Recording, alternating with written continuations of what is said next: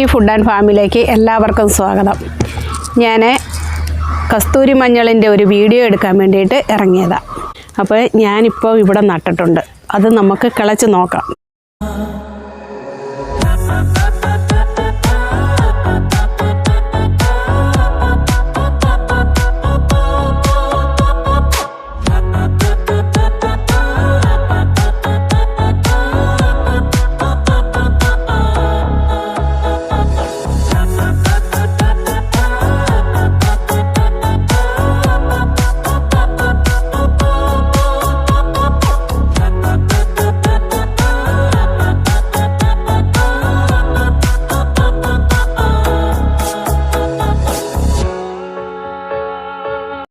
അങ്ങനെ കസ്തൂരി മഞ്ഞൾ കിളച്ച് ഇത്രയും കസ്തൂരി മഞ്ഞൾ കിട്ടി. അപ്പോൾ ആ നട്ടതിൻ്റെ കൂട്ടത്തിൽ ഒരു മഞ്ഞക്കൂവ ഉണ്ടായിരുന്നു. എങ്ങനെയോ വന്ന് പെട്ടതാണ്. അപ്പോൾ കിളച്ചപ്പോൾ എന്തേ ആ മഞ്ഞക്കൂവയെന്ന് പറഞ്ഞു കഴിഞ്ഞാൽ ഇത് നമ്മൾ ഒടിക്കുമ്പോഴുണ്ടല്ലോ ഇതിൻ്റെ മഞ്ഞ കളറുണ്ട്. ഇത് മഞ്ഞക്കൂവ, അല്ലാതെ ഇത് കസ്തൂരി മഞ്ഞളല്ല. കസ്തൂരി മഞ്ഞൾ നമ്മൾ ഒടിക്കുമ്പോഴുണ്ടല്ലോ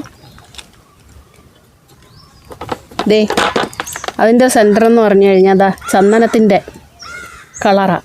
അതുപോലെ തന്നെ ഇത് നല്ലൊരു കർപ്പൂരത്തിൻ്റെ പോലുള്ളൊരു മണം വരും.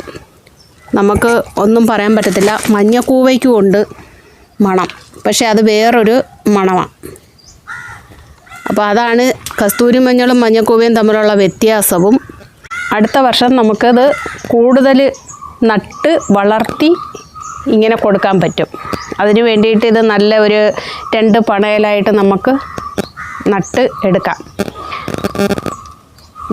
ഇതിൻ്റെ ഇതേമാതിരി ഓരോ പീസ് നട്ട് കഴിഞ്ഞ് അതിന് വളവും ഇട്ട് കൊടുത്തു കഴിഞ്ഞാൽ അതിൻ്റെ ഒരു ചുവടെടുക്കുമ്പോഴത്തേനും നല്ല കസ്തൂരി മഞ്ഞൾ നമുക്ക് കിട്ടും കേട്ടോ.